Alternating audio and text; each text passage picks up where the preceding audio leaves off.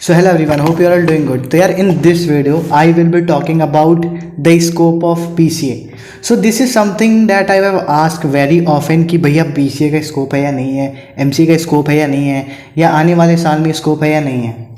To be very honest, scope नहीं है.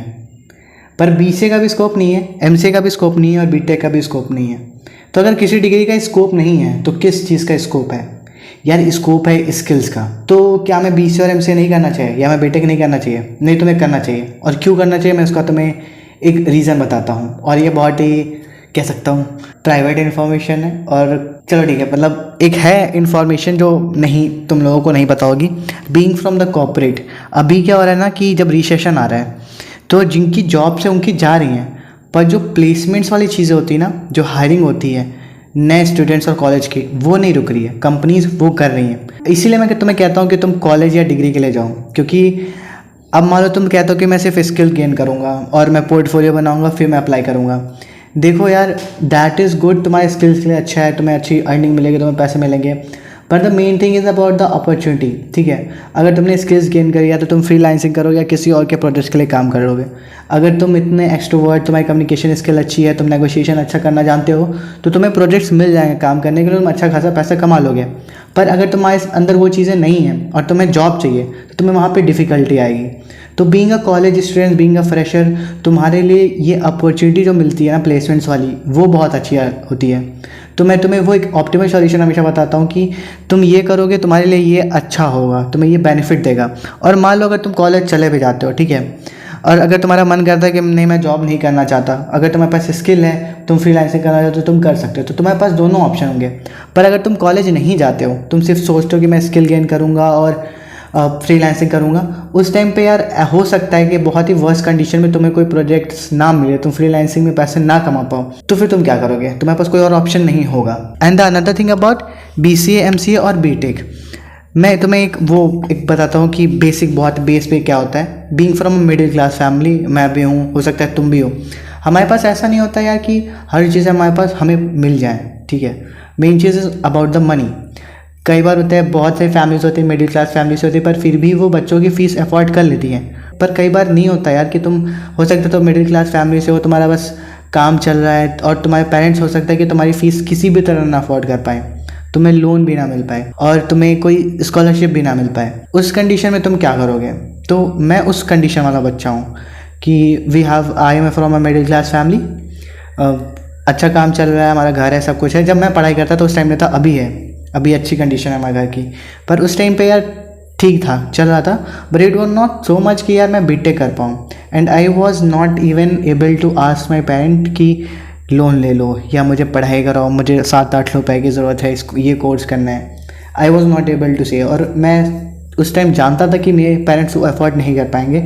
And my main focus हुआ कि किसी भी तरह कम पैसे में मैं अपना डिग्री लेके मैं एक जॉब ले सकूं. तो यार फिर मैं BCA और MCA के लिए गया. In the second MCA also, जब कोचिंग का हुआ यार, मैंने क्लास 8 से ट्यूशन पढ़ाना स्टार्ट कर दिया था. मेरे पास जो पैसे थे उस पैसे से आई डिड माई कोचिंग. मैंने उस कोचिंग का फीस भरा था और सारी चीज़ें मैंने फिर वहाँ से अपनी स्टार्ट करी.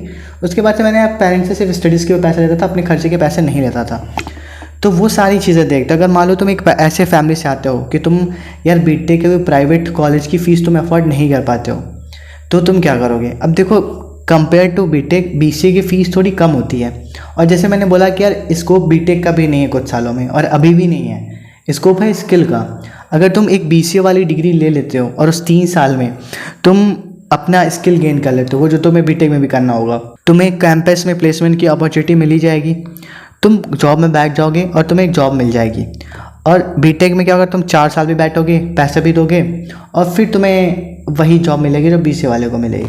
अब लोग बहुत कह सकते हैं कि ऐसा नहीं होता, ऐसा नहीं होता है, पर ऐसा होता है. मैं तुम्हें बता रहा हूँ, मैं अपने ऑफिस में देखा है, BCA, BTech, MTech जो भी है, कोई डिफरेंस नहीं है. तुम IIT से आए, तुम कहीं से भी आए हो, एक नॉर्मल क्लास टायर 3 वाले कॉलेज से एक पर्सन आया है, उसका स्किल अच्छा है, वो IIT वाले बंदे को बीट कर सकता है.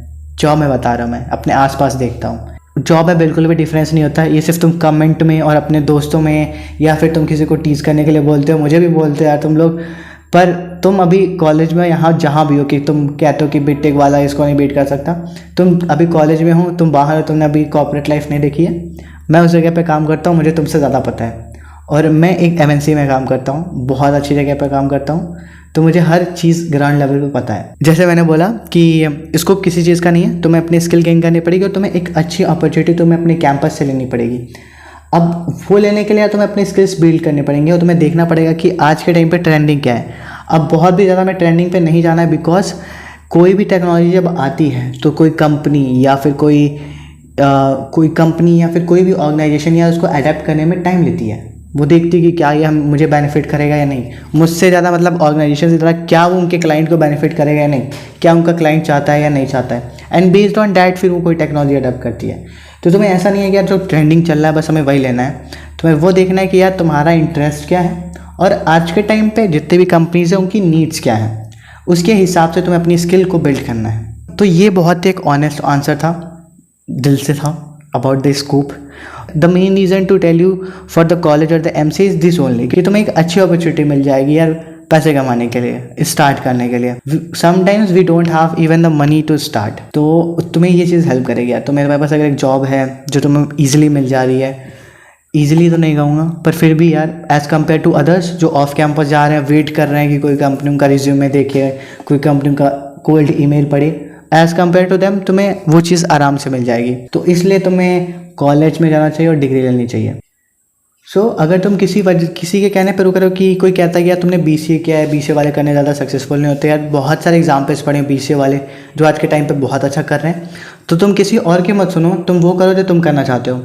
ठीक है, तुम्हें देखने की तुम्हारी फाइनेंशियल कंडीशन कैसे, तुम्हारी फैमिली की फाइनेंशियल कंडीशन ऐसी है, क्योंकि यार तुम कितने भी पैसे कमा लोगे एट द लास्ट तुम्हें अपने घर पे ही आना है, तुम्हें अपनी फैमिली से ही मिलना है।